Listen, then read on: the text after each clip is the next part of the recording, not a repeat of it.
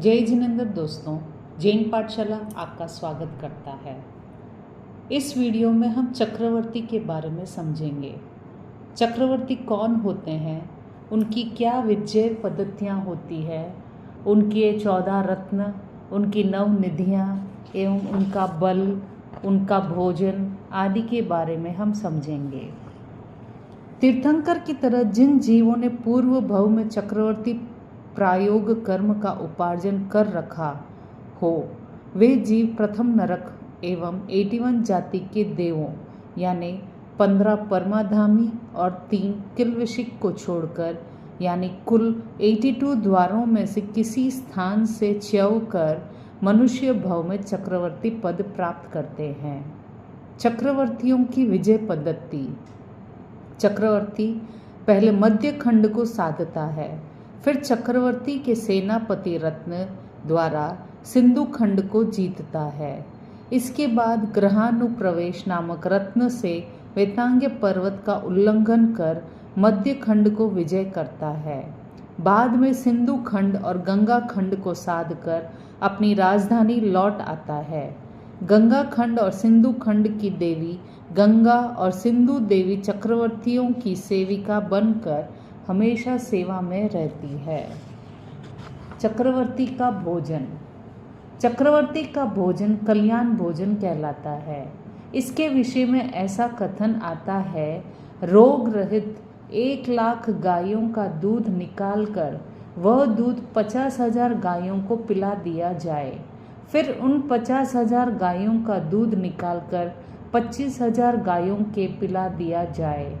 इस प्रकार क्रमशः करते हुए अंत में वह 1 गाय को पिला दिया जाए, फिर उस गाय का दूध निकालकर उत्तम जाति के चावल डालकर खीर बनाई जाए, उत्तमोत्तम पदार्थ डालकर उसे संस्कारित किए जाए। ऐसी खीर का भोजन कल्याण भोजन कहलाता है।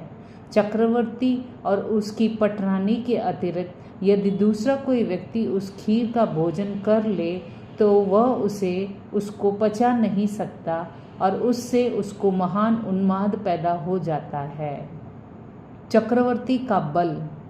कहा जाता है कि कुआं आदि के तट पर बैठे हुए चक्रवर्ती को लोह श्रृंखला में बांधकर हाथी, घोड़े, रथ और पैदल आदि सारी सेना सहित 32,000 राजा उस जंजीर को अपनी संपूर्ण ताकत लगाकर खींचने लगे तो भी वे एक चक्रवर्ती को नहीं खींच सकते, किंतु उस जंजीर को बाएं हाथ से पकड़कर चक्रवर्ती अपनी तरफ उन सबको बड़ी आसानी से खींच सकता है। चक्रवर्ती का हार। प्रत्येक चक्रवर्ती के पास श्रेष्ठ मोती और मणियों अर्थात चंद्रकांत आदि रत्नों से जड़ा हुआ 64 लड़ियों का हार होता है। चक्रवर्ती के 14 रत्न और 9 निधियां होती है। निम्नलिखित 14 रत्नों में से आदि के 7 एकेंद्रिय और अंत के 7 पंचेंद्रिय रत्न हैं। 14 रत्न इस प्रकार है। चक्र रत्न सेना के आगे आगे आकाश में घनन घनन शब्द करता हुआ चलता है और 6 खंड साधने का मार्ग बताता है। छत्र रत्न सेना के ऊपर लंबे चौड़े छत्र के रूप में परिणत हो जाता है और शीत, ताप, वायु आदि के उपसर्ग से बचाता है। दंड रत्न विषम स्थान को सम करके सड़क जैसी रास्ता बना देता है और वेतांग्य पर्वत की दोनों गुफाओं के द्वार खोलता है। खड्ग रत्न यह 50 अंगुली लंबा, 16 अंगुल चौड़ा और आधा अंगुल मोटा अत्यंत तीक्ष्ण धार वाला होता है। हजारों कोसों की दूरी पर स्थित शत्रु का सिर काट डालता है। ये चारों रत्न चक्रवर्ती का आयुधशाला में उत्पन्न होते हैं। मणि रत्न यह 4 अंगुल लंबा और 2 अंगुल चौड़ा होता है। इसे ऊंचे स्थान पर रख देने से 2 योजन तक चंद्रमा के समान प्रकाश करता है। अगर हाथी के मस्तक पर रख दिया जाए तो गज सवार को किसी प्रकार का भय नहीं होता। कांगनी रत्न 6 ओर से 4-4 अंगुल लंबा चौड़ा सुनार के एरन के समान 6 तले 8 कोने और 12 हाँसने वाला तथा 8 सोनइये भर वजन का होता है। इस श्वेतांग पर्वत की गुफाओं में एक एक योजन के अंतर पर 500 धनुष के गोलाकार 49 मंडल किए जाते हैं। उसका चंद्रमा के समान प्रकाश तब तक बना रहता है जब तक कि चक्रवर्ती जीवित रहते हैं। चर्म रत्न, यह 2 हाथ लंबा होता है। यह 12 योजन लंबी और 9 योजन चौड़ी नौका रूप हो जाता है। चक्रवर्ती की सेना इस पर सवार होकर गंगा, सिंधु जैसी महानदियों को पार करती है। ये तीनों रत्न चक्रवर्ती के लक्ष्मी भंडार में उत्पन्न होते हैं। सेनापति रत्न, बीच के दोनों खंडों को चक्रवर्ती स्वयं जीतता है और चारों कोनों के चारों खंडों को चक्रवर्ती का सेनापति जीतता है। यह वेतांग पर्वत की गुफाओं के द्वार दंड का प्रहार करके खोलता है और मलेच्छों को पराजित करता है। गाथापति रत्न, चर्म रत्न को पृथ्वी के आकार की बनाकर उस पर 24 प्रकार के धान्य और सब प्रकार के मेवे, मसाले, शाक भाजी आदि दिन के प्रथम प्रहर में लगाते हैं। दूसरे प्रहर में सब पक जाते हैं और तीसरे प्रहर में तैयार करके चक्रवर्ती आदि को खिला देता है। वर्धिक रत्न, यह मुहूर्त भर में 12 योजन लंबा, 9 योजन चौड़ा, 42 खंड का महल, पौषधशाला, रथशाला, घुड़शाला, पाकशाला, बाजार आदि सब सामग्री से युक्त नगर बना देता है।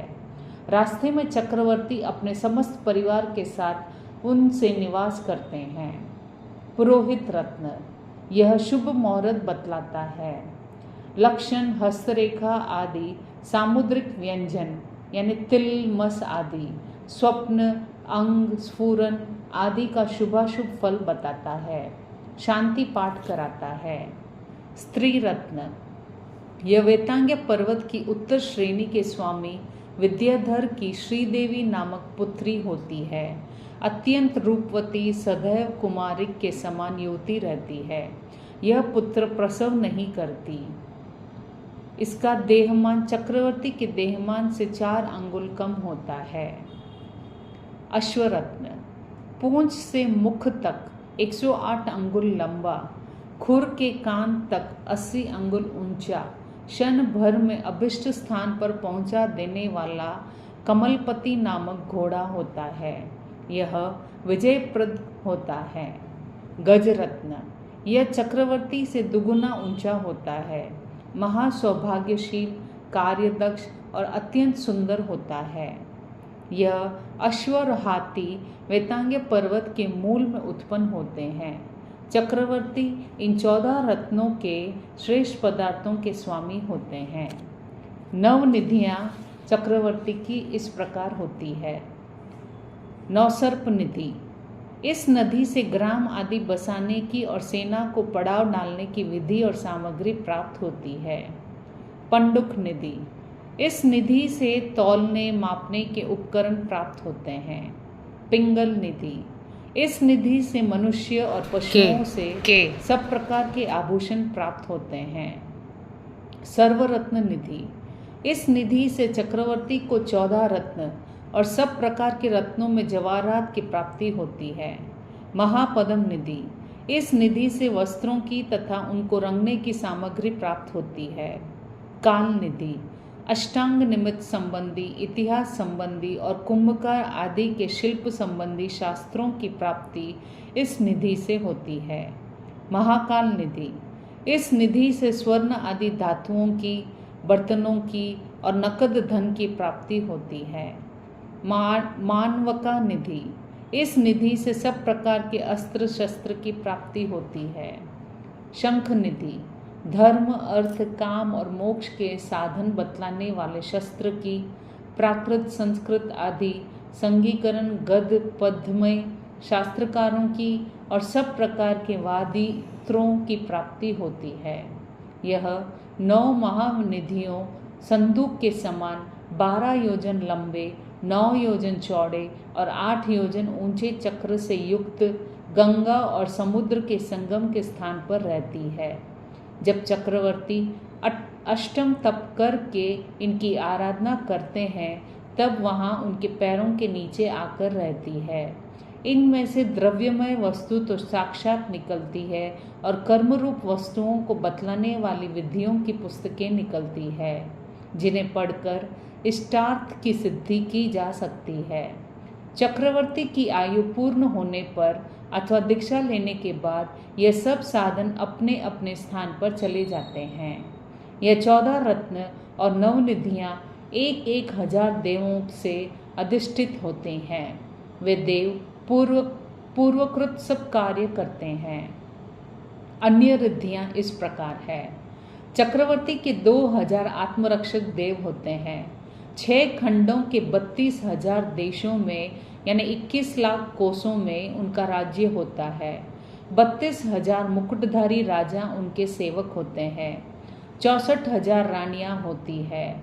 84 लाख हाथी, 84 लाख घोड़े, 84 लाख रथ, 96 करोड़ पैदल, 32,000 नृत्यकार, 16,000 राजधानियाँ, 16,000 द्वीप, 99,000 द्रोणमुख, 96 करोड़ गांव, 49,000 बगीचे, 14,000 मंत्री, 16,000 मल्लेच राजा सेवक, 16,000 रत्नागार, 20,000 सोना चांदी के आगार, 48,000 पट्टन, 3 करोड़ गोकुल, 360 भोजन बनाने वाले रसोइये, 26 लाख अंगमर्दक, 99 कोटि 10 दास दासियाँ, 99 लाख अंगरक्षक, 3 करोड़ आयुधशालाएँ, 3 करोड़ वैद्य, 8,000 पंडित, 64,000 42 मंजिल वाले महल होते हैं। 4 करोड़ मन अन्न, 1 लाख मन नमक, 72 मन हींग प्रतिदिन खर्च होते हैं इत्यादि बहुत सी रिद्धियाँ चक्रवर्ती को प्राप्त होती हैं। चक्रवर्ती की यह रिद्धि संपूर्ण भरत क्षेत्रव्यापी समझना चाहिए। इस रिद्धि को छोड़कर जो चक्रवर्ती संयम धारण करते हैं वे मोक्ष या स्वर्ग में जाते हैं। अगर राज्य भोगते हुए मृत्यु को प्राप्त होते हैं तो नरक गति में जाते हैं। राज्य लक्ष्मी और काम भोगों को छोड़कर जो चक्रवर्ती दीक्षा लेते हैं वे उसी भव में मोक्ष में या श्रेष्ठ देवलोक में भी जाते हैं। जो देवलोक में जाते हैं वे अर्धपुद्गल परावर्त के बाद अवश्य मोक्ष में जाते हैं। जय जिनेंद्र।